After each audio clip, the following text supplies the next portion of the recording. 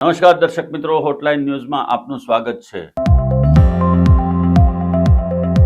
ગુજરાત રાજ્યની અંદર ખખડધજ રસ્તાઓ હોવા છતાં પ્રજા પાસેથી જે ટોલ ટેક્સ વસૂલ કરવામાં આવે છે એ છેલ્લા 3 વર્ષની અંદર ₹16,000 કરોડ જેટલો થયો હોવાનું જાણવા મળી રહ્યું છે। ખાસ કરીને ટોલ ટેક્સની આવકમાં પ્રત્યેક વર્ષે વર્ષ 2023-24, વર્ષ 2024-25 અને 25-26માં લગભગ 30% વધારો થઈ રહ્યો છે, જે આર્થિક સમૃદ્ધિ દર્શાવે છે। આ ઉપરાંત જે ટોલ નાકાઓ નવા ખુલ્યા છે અને નવા રોડ જે ખોલવામાં આવ્યા છે, ભરૂચ વાળો જે હાઈવે ખોલવામાં આવ્યો છે એના કારણે પણ આ આવકમાં વધારો થયો છે છેલ્લા 1 વર્ષની અંદર।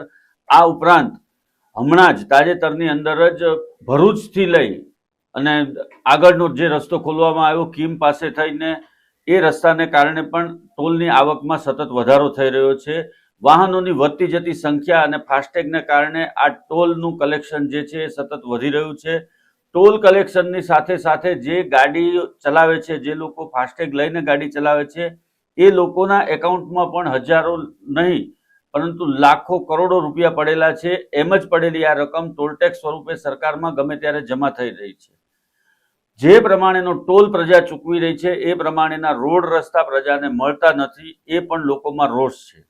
ખાસ કરીને સૌરાષ્ટ્રના રસ્તાઓમાં આ પરિસ્થિતિ વધારે જોવા મળી રહી છે અને ઉત્તર ગુજરાતની અંદર પણ આ જ સ્થિતિ જોવા મળી રહી છે।